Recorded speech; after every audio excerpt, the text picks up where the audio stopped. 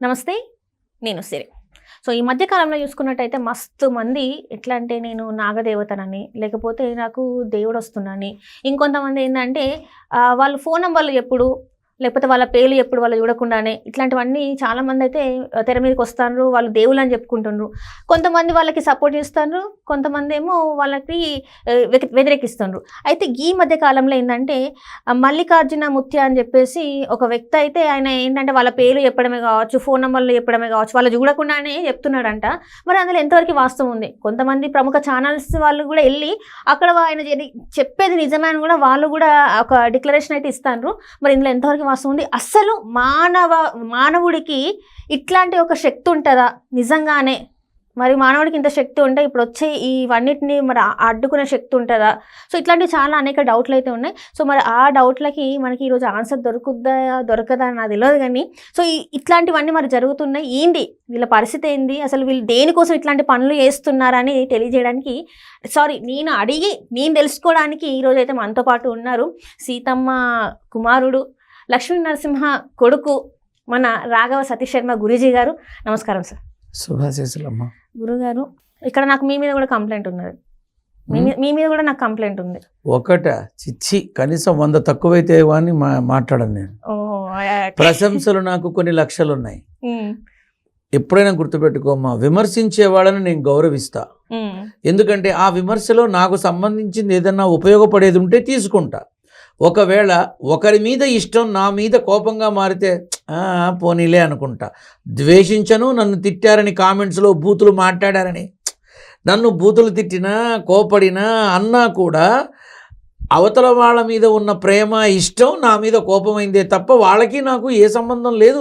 నన్ను అనవసరంగా వాళ్ళు మాట్లాడారని అనుకోవడానికి ఆస్కారమే లేదనుకుంటా. ఇప్పుడు దీన్ని కూడా వీడికి చెవు నెత్తురు లేదు, తిడుతున్నా కూడా సిగ్గు లేకుండా ఇలా అన్నాడు అంటారు. ఇక్కడ నేనేం తీసుకోవాలి? ఉపయోగపడేది తీసుకోవాలి. ఏది వదిలేయాలి? అక్కర్లేనిది వదిలేయాలి, అంతే. మనం జీవితంలో ముందుకు వెళ్ళేటప్పుడు వచ్చే ప్రతి ఒక్కటి స్వీకరించగలిగే శక్తి మనకు ఉండాలి. నా సీతమ్మ తల్లి నాకు ఆ శక్తి ఇచ్చింది. అండగా నా నాన్న నారసింహుడు ఉన్నాడు. నాకు ఇంకేం కావాలమ్మా? మీ ద్వారానే ఐ థింక్ మొట్టమొదటిసారి నాగబంధము ఇవన్నీ చెప్పాను నేను. ఇవాళ కాకపోతే రేపు తర్వాత ఇక్కడే చెప్పారు చూస్తారు అన్న. ఏదన్నా అబద్ధమైందా? ప్రెస్ మీట్ పెట్టే 2 రోజుల ముందే చెప్పిన మీరు. ఏదన్నా అబద్ధమైందా? అన్ని పచ్చి నిజాలే కదా. నా నోట అబద్ధం అనేది రాకుండా నిజమే రావడానికి గల కారణం నా నాన్న నారసింహుడు. సంకల్పం అయితే మాట్లాడతా, లేదనుకో నాకు తెలీదు అని చెప్తా. తెలియంది కూడా 4-5 మేకప్లు వేసి మాట్లాడే పిచ్చి నాకు లేదు. తెలియకపోతే తెలియనట్టుండాలి, తెలిస్తే మాట్లాడి తెలియపరచాలి. అది మన ధర్మం. ఇప్పుడు నిజంగానే మీకు తెలియకపోతే తెలియదని చెప్తారు మీరు. అవును. ఇప్పుడు తెలియదు అంటానికి ఎందుకమ్మా సిగ్గు? అంటే మీకు వచ్చేది పోతుందని, లేకపోతే మీ వాళ్ళు ఏమొస్తుందమ్మా? ఒంటి మీద బట్ట కూడా రాదు నాతో పాటు. ఇంకేం వస్తాయమ్మా? నా పిండాకుడు ఏమీ రాదమ్మా. ఒక్క మాట చెప్పనా, మా అమ్మగారు చెప్పేది, నాన్న ఎప్పుడైనా గుర్తుపెట్టుకో, నువ్వు సంపాదించు, నీకు వచ్చింది తిరిగి పనిచేసాయి, నీకు వచ్చింది తిరిగి ఇస్తూ ఉండు. నీకు ఉంటుంది కానీ ఇస్తూ ఉండు. కానీ నువ్వు ఇది సంపాదించాలి అది ఆశ పడక నాన్న. నువ్వు సంపాదించకపోయినా నువ్వు అడగకుండా నీకు ఇచ్చేస్తారు నాన్న. అవునా అమ్మ? అంటే ఇప్పుడు కాదు, ఓయమ్మ కొన్ని సంవత్సరాల క్రితం. ఏంటమ్మా? ఏవీ లేదురా, నువ్వు అడగకుండా 1 రూపాయి కూడా ఖర్చు పెట్టకుండా బండెడు కట్టెలు 6 అడుగుల గొయ్యి, ఈ రెండింటిలో ఏదో ఒక ఆస్తి నీకు కన్ఫామ్ అంది.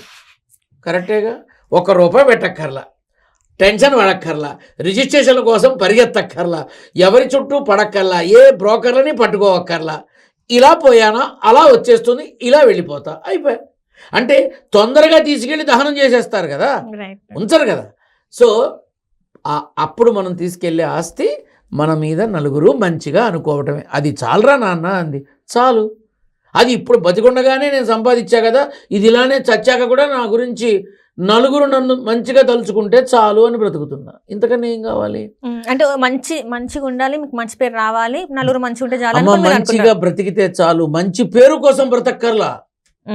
మంచిగా మనిషి బ్రతికితే చాలమ్మా, అదే వస్తుంది. నేను మంచి పేరు సంపాదించాలని 10 చోట్లకి వెళ్ళి అవి చేసి ఫోటోలు పెట్టి వీడియోలు పెట్టి నేను చేసి వచ్చేదేముంది? ఏమైనా వస్తుందా? అవసరమా నాకు ఇది? మనల్ని బ్రతికుండగా చచ్చిపోకూడదమ్మా, చచ్చిపోయినా బ్రతికుండాలి.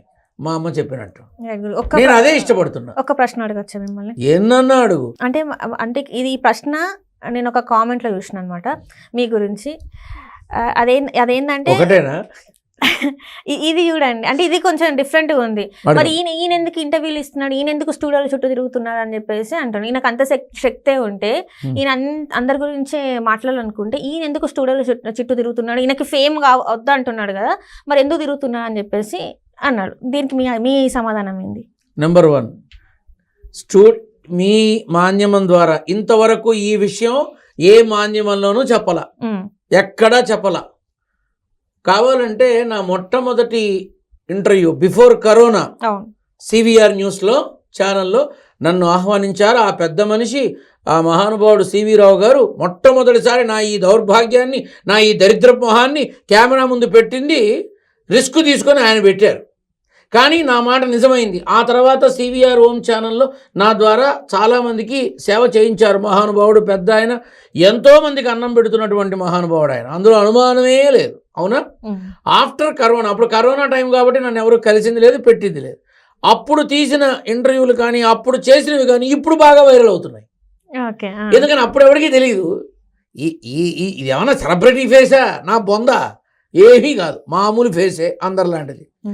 అయితే కరోనా తర్వాత కూడా అడపాదడపా కొన్ని చేసిన పుష్ప సినిమాకి సంబంధించినప్పుడు బయటకు వచ్చినప్పుడు నా మాట నిజమైనప్పటి నుంచి మీ మాధ్యమాలు నన్ను అడగడం జరిగింది, నా దగ్గరికి రావడం. మొట్టమొదటిసారి మీకే చెప్తున్నా, నీతో కూడా అన్నా నీ మాట, నా ఇంటర్వ్యూ కావాలని అందరూ వచ్చారు. ఆ మొదటిసారి నా సన్నిధానంకి వచ్చి నా దగ్గర కూర్చొని వాళ్ళ యొక్క ఇదంతా చూసా.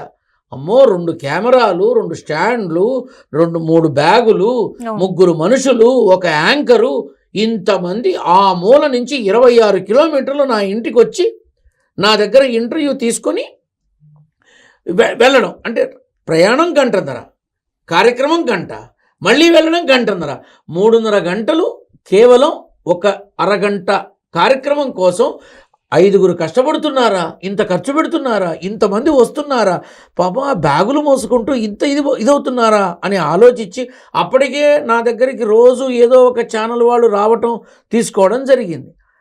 ఇవన్నీ చూసి నేను ఒకటే నిర్ణయించుకున్నా, ఒరే మీరు ఎవరు రాకండి, ఎందుకంటే మీ అందరి కోసం నేను వస్తా, నాకే నష్టం లేదు, నాకు కారు ఉంది, నా నాన్నదయ వల్ల అన్నీ ఉన్నాయి, ఏ ఇబ్బంది లేదు, నేను వస్తాను, చక్కగా మీకు నేను కావలసిన సమాచారాన్ని నాకు తెలిసింది ఇస్తాను. ఇదే చెప్పాను నేను ఆ రోజు.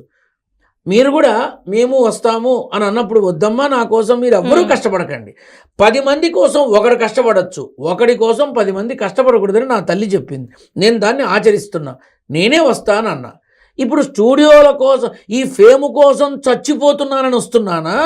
ఇంతమంది భుజాల మీద కెమెరాలు పెట్టుకొని పాపం వాళ్ళు మోస్తూ అంత దూరం ప్రయాణం చేసి అసలు ఎంతో కష్టపడి ఈ దిక్కుమాలిన ట్రాఫిక్కుల్లో ఇరుక్కుపోయి సమయానికి ఏమీ లేక అంత అవసరమా అనిపించి నేను వచ్చి వీళ్ళందరి క్షేమం కోరుకున్నానా? ఎవరు దేనికోసం ఆలోచించారు?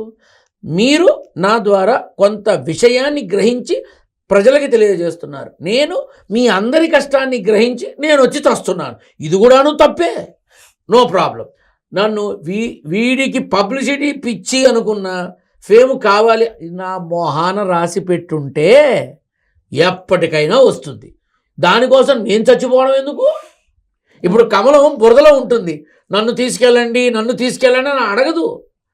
కానీ వచ్చి ఆ కమలాన్ని తీసుకొని వచ్చి చక్కగా అమ్మవారి చేతిలో ఆభరణంగా మారుస్తారు. వినాయక చవితి అప్పుడు వినాయకుడికి పెడతారు. కమలాలతో 108 కమలదళాలతో పూజలు చేస్తారు. దాని విలువ దాందేగా, అంతేగా. ఎవడికి కావాలమ్మా ఫేమస్? దేనికి కావాలమ్మా? ఏదన్నా తొందరగా ఫేమస్ అవ్వాలంటే చండాల పని చేయాలి, మంచిగా ఫేమస్ రావాలంటే కష్టపడాలి. అసలు పబ్లిసిటీ పిచ్చే లేని నాలాంటి పిచ్చి వెదవకి ఎందుకమ్మా ఇవన్నీ? నాకు ఆత్రం లేదు. నేను ఎవరి చుట్టూ, నా నాన్న చుట్టూ తిరుగుతున్నాను అనమను, సంతోషిస్తా. నా నాన్న కోసం చచ్చిపోతా, నా నాన్న చెప్పిన భగవత్ సేవ కోసం చచ్చిపోతా. కానీ ఎవడికి కావాలమ్మా పబ్లిసిటీ? ఇప్పుడు నన్ను ఇలా మీ టీవీలోనే చూసి ఒకటి సినిమాలో హీరోయిన్ తండ్రి క్యారెక్టర్ నా చేత వేయించారు.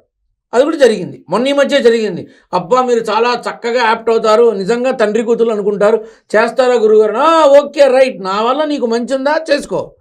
ఇప్పుడు ఒక్క మాట చెప్పాలి, పబ్లిసిటీ పిచ్చి కోసం ఎంతో చేస్తారు, నాకు అవసరమే లేదు. ఆ పబ్లిసిటీ కోసం ఖర్చు పెట్టేది కూడా అనాథ పిల్లలకి, వృద్ధులకి కాస్త పండు ఫలము ఇస్తే తృప్తి ఉంటుంది. నాకు లేదమ్మా, ఏ రకమైన నా నాన్న చాలు, నా సేవ చాలు, అంతే.